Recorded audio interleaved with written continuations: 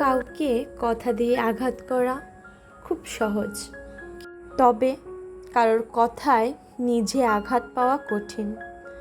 কাউকে অপমান করা খুবই সহজ, তবে কেউ যদি আপনাকে অপমান করে সেই অপমানটা মেনে নেওয়াটা কঠিন। কাউকে অপবাদ দেওয়া যত বেশি সহজ, ঠিক ততটাই কঠিন কারো দেওয়া অপবাদ মেনে নেওয়া। কারোর নামে মিথ্যে বানিয়ে বলাটা যতটা আনন্দদায়ক, ঠিক ততটাই যন্ত্রণার নিজের নামে মিথ্যে কথা শোনাটা। আসলে অন্যের বেলায় যেটা খুবই সহজ, খুবই নগণ্য, নিজের বেলায় সেটা খুব কঠিন। সেটা মেনে নেওয়াটা খুবই যন্ত্রণার। কথা কিন্তু একটাই, নিজের বেলায় 16 আনা, পরের বেলায় 1 আনাও না। পৃথিবীর প্রত্যেকটি মানুষই আত্মকেন্দ্রিক। নিজের বেলায় কথা শুনতে খুবই খারাপ লাগে, তবে অন্যের বেলা সে একই কথাটা বলতে একবার ভাবেও না। অন্যকে যে উপদেশগুলো দিচ্ছে সেগুলো কিন্তু নিজের বেলায় একদমই মানছেন। অবশ্যই অন্যকে উপদেশ দেওয়া ভালো, তবে যে জিনিসটা আপনি নিজে করেন সেটি দিয়েই উপদেশ দিতে হয়। যার সম্পর্কে জ্ঞান দিচ্ছেন বা উপদেশ দিচ্ছেন সে সম্পর্কে আগে নিজের আওতাভুক্ত থাকতে হয়, নিজের অভ্যাস গড়ে তুলতে হয়, এরপর অন্যের দিকে আঙুল তুলতে হয়। আত্মকেন্দ্রিক হওয়া ভালো, তবে পুরো দুনিয়াটাকে বেঠিক আর নিজে সর্বদাই ঠিক, এই ব্যাখ্যাটা সবসময় প্রযোজ্য নয়। এটিকেও মানতে হবে। হ্যালো এভরিওয়ান, আসসালামু আলাইকুম। কেমন আছে আমার মিষ্টি আপু ভাইয়ারা? আশা করি দেশ কিংবা দেশের বাহিরে যারা এই মুহূর্তে আমার ভিডিওটি দেখছেন, আল্লাহর রহমতে সকলেই সুস্থ আছেন। JM মারফিস ডায়েরির পক্ষ থেকে আমি মারফি সবাইকে ওয়েলকাম করছি আমার নতুন আরও একটি ভিডিওতে। বেশ অনেক দিন ধরেই আমি কিন্তু রেগুলার আপনাদের সাথে ভিডিও শেয়ার করছি না। তার অবশ্য অনেক বড় একটি কারণ রয়েছে। বিগত কয়েকদিন আমার মেয়ের শরীরটা খুবই অসুস্থ ছিল। আল্লাহর অশেষ রহমতে আর আপনাদের সকলের দোয়ায় আলহামদুলিল্লাহ আমার মেয়ে এখন সুস্থ আছে। তবে ও কিন্তু গুরুতর অসুস্থ হয়েছিল। বর্তমান সময়টা ভাইরাস জ্বর অনেক হয়ে থাকে, কম বেশি সবার পরিবারই দেখা যাচ্ছে কারো না কারো জ্বর হয়েছে। আর শুধু জ্বর নয়, জ্বরের সাথে আরও অনেকগুলো রোগ ব্যাধিও চলে আসছে। ঠিক তেমনি আমার মেয়েরও সেম অবস্থা হয়েছিল। আমার মেয়ের প্রথমে জ্বর হয়েছিল, এরপর ফুড পয়জনিং হয়ে খুবই খারাপ অবস্থা হয়েছিল। আমার পক্ষে সে সময়ে আপনাদের সাথে কোনো ভিডিও শেয়ার করার মতো মন মানসিকতাই ছিল না। অবশ্য আমি ঠিক সেরকমভাবে সময়ও পাইনি। অনেক দিন পর আপুদের সাথে আমার একটি ডেইলি ব্লগ শেয়ার করছি। আশা করি আমার মিষ্টি আপু কিংবা ভাইয়ারা ভিডিও শেষ পর্যন্ত থাকবেন। সকাল থেকে উঠেই যাবতীয় কাজগুলো সেরে নিচ্ছিলাম। প্রথমে উঠেই আমি আমার পাখিগুলোকে খাবার দিই, মাছগুলোকে খাবার দিই, এরপর ঘরের অন্যান্য কাজ শুরু করে দিই। যদিও কোনো কাজের কোনো সময় নেই, তবে একটা রুটিন মাফিক কাজগুলো করলে একটির পর একটি খুব গুছানো কাজগুলো খুব দ্রুতই হয়ে যায়। আমি খুব চাচ্ছিলাম আমার এই দোলনার সামনের সাইডে আমি একটি ফুলের লতা ঝোলাবো। আমাদের এখানে লোকাল বাজারে আমি আমার পছন্দের কাঙ্ক্ষিত সেই ফুলের কোনো লতাই খুঁজে পাইনি। মনের মতো যেমন চাচ্ছিলাম ঠিক সেরকম পাচ্ছিলাম না, আর কোয়ালিটিও খুবই খারাপ ছিল। তাই ভাবছিলাম অনলাইন থেকে একটি ফুলের লতা অর্ডার করব। যতদিন না সেই অনলাইনের পার্সেলটি আমার বাসায় এসে পৌঁছাচ্ছে, ততদিন যাবৎ আমার বাসায় থাকা এই পুরনো পাতার লতাটি দিয়েই আমি আমার দোলনাটি সাজিয়ে নিচ্ছি। পাতার লতাটি দিয়ে সাজানোর পর আমার কাছে কিন্তু দেখতে একদমই খারাপ লাগছিল না, বরং পাশে থাকা আর্টিফিশিয়াল গাছটির সাথে এই পাতাটি একদমই মিলে গিয়েছে। এতদিন যাবৎ আমার কাছে এই লতাটি পড়েছিল, আমি না এটি সাজানোর কোনো ওয়েই পাচ্ছিলাম না। তবে আজকে দেখে মনে হচ্ছে দোলনার সাথে অনেক সুন্দরই মানিয়ে গিয়েছে। আমি ভাবতেই পারিনি এই সুন্দর লতাটি দিয়ে সাজানোর পর এই কর্নারটি দেখতে এতটা সুন্দর লাগবে। একদমই ম্যাচিং ম্যাচিং লাগছিল। আর এই যে অ্যাজ ইউজুয়াল আমার কিন্তু প্রত্যেকটি জিনিসই বারবার করে গুছানো লাগে, কেননা একবার গোছানোর পর আমার মেয়ে সেটাকে এলোমেলো করবেই, আর সেটি তৎক্ষণাৎই আমাকে আরও যে কতবার গোছাতে হয়। কিছু করার নেই, বাচ্চা মানুষ একা একা সারাদিনই বাসায় থাকে, যতটা পারুক এলোমেলো করুক, তবে কান্নাকাটি না করলেই হয়। যদিও আলহামদুলিল্লাহ আমার মেয়ে কিন্তু একদমই সেরকমভাবে কান্নাকাটি করে আমাকে জ্বালায় না। ওর কত কত খেলনা থাকা সত্ত্বেও ও কেন জানি আমার রান্নাঘরের জিনিসপত্র দিয়ে খেলতেই বেশি পছন্দ করে। ঘরের সব কিছু ঝাড়মোছা করে চলে যাচ্ছি দুপুরের রান্নার আয়োজনে।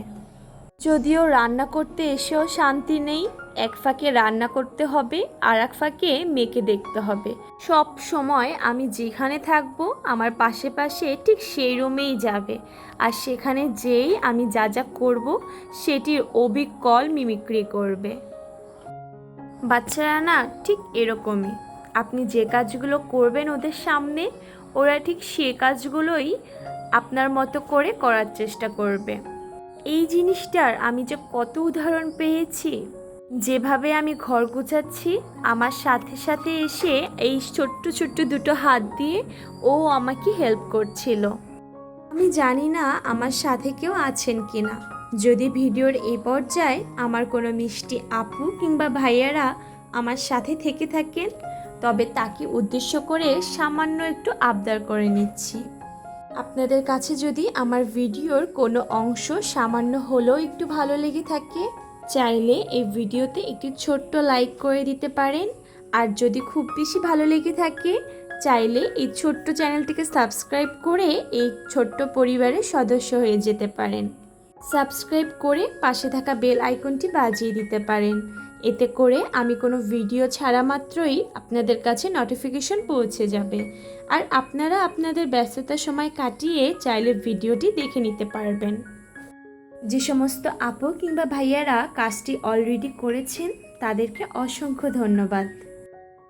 আগে যখন রান্না করতে একদমই পারতাম না, তখন না রান্না জিনিসটা খুবই ভয় মনে হতো কত কী না করতে হয়, খুবই কমপ্লিকেটেড লাগতো। তবে এখন প্রতিদিন রান্না করতে করতে এই ব্যাপারটা খুবই সিলি মনে হয়।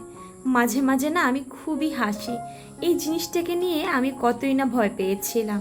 তবে একটা কথা কি জানেন, আমরা কিন্তু প্রত্যেকটি মানুষ একই নিয়মে রান্না করি। রান্নার কিন্তু সেই ধরাবাঁধা নিয়মই আমরা সকলেই রান্না করি, হয় এভাবে নয় সেভাবে। তবে এক একটা মানুষ ভেদে রান্নার স্বাদ আলাদা হয়। আর বিশেষ করে মায়ের হাতের রান্না তো পৃথিবীর কোনো কিছুর সাথেই তুলনা হবে না। বড় বড় যত নামি দামি শেফ রয়েছে, যত নামি দামি রেস্টুরেন্ট রয়েছে, সেগুলো কোনো কিছুর সাথে মায়ের হাতের রান্নার তুলনাই হয় না। প্রত্যেকটি সন্তানের কাছে তার মায়ের রান্না অতুলনীয়।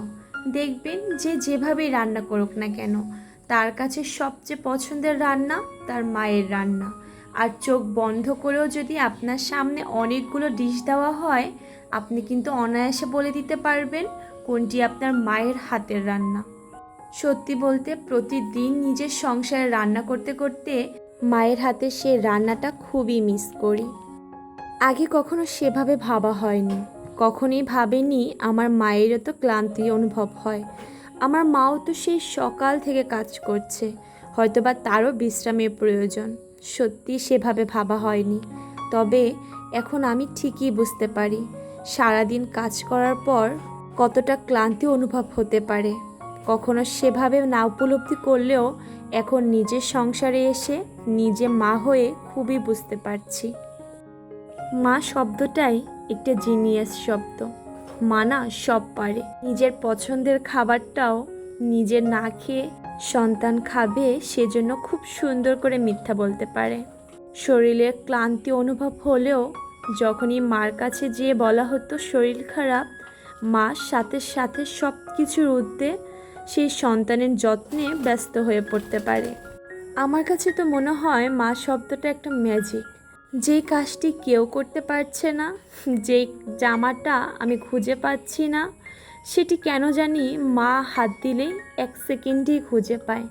যে কাজটি করা খুবই কঠিন মনে হচ্ছিল, সেই কাজটিতে মা হাত দিলে কিভাবে যেন অনায়াসে কাজটি খুব সুন্দর হয়ে যায়।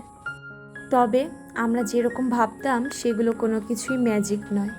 ম্যাজিকের মতো যে প্রতিদিন রান্না হচ্ছিল সেগুলো কিন্তু ম্যাজিক নয়, সেগুলো মা প্রতিদিন সেই গরমের চুলার তাপে দাঁড়িয়ে রান্না করত। মা সেই কাজটিও খুব যত্ন সহকারে সময় নিয়ে করত। আমাদের কাছে সেটি ম্যাজিক মনে হলেও সে কাজগুলো তাকে করতে হয়েছে। সেই কষ্টটা আমরা কখনোই সেভাবে উপলব্ধি করতে পারিনি। কথা বলতে বলতে কিন্তু আমি অনেকগুলো রান্না সেরে নিলাম। যদিও ভিডিওতে দেখতে খুবই ভালো লাগে, মনে হয় কত সুন্দরভাবে ঝটপট করে রান্নাগুলো হয়ে গিয়েছে। তবে এই রান্নাগুলো করতে প্রতিদিন আমাদের কত শ্রম, কত ঘন্টা অপচয় হয় বলেন তো। মাঝে মাঝে তো আমার কাছে মনে হয় সময় একদম দৌড় দেয়। মানে এত সিম্পল একটা রান্না জাস্ট বসিয়ে দেব হয়ে যাবে, এই আর তেমন কি কাজ। তবে কিভাবে যেন 2 থেকে আড়াই ঘন্টা চলে যায়। রান্না করার জন্য প্রত্যেকটি আইটেম গোছানো, সেই অনুপাতে রান্না করা, সেই রান্নাগুলো সার্ভ করে আবার সেই পাতিলগুলো ভালো করে ক্লিন করে রাখা, পুরো রান্নাঘরটাকে একদম ভালো করে ক্লিন করা। প্রতিদিন এই কাজগুলো করতে করতে কখন যে সময়গুলো দৌড় দেয় টেরই পাওয়া যায় না। আজ তবে আসেন আপনাদের সাথে খুব মজার একটি ভিডিও শেয়ার করি।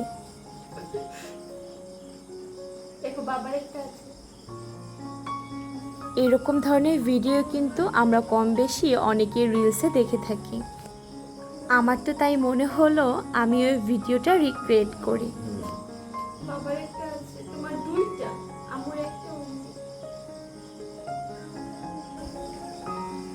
ভিডিওটা দেখে হয়তো অনেকেই কিছুটা বুঝতে পারছেন ভিডিওটা আসলে কি নিয়ে।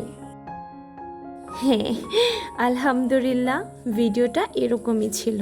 মানে 3টি প্লেটে 3 জনের খাবারই ছিল, তবে একজনের খাবার একদমই ছিল না, আর আমার মেয়ের প্লেটে একটু বেশি ছিল। আমি দেখতে যাচ্ছিলাম ও মূলত শেয়ার করে কিনা। ভিডিওটা এরকমই ছিল, মেয়েকে 2টো দিতে হবে আর একজনের প্লেটে একদমই কিছু দেওয়া যাবে না।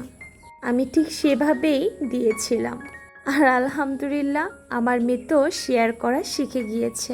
এই ভিডিওটা দেখে আমি যে কতবার হাসছিলাম।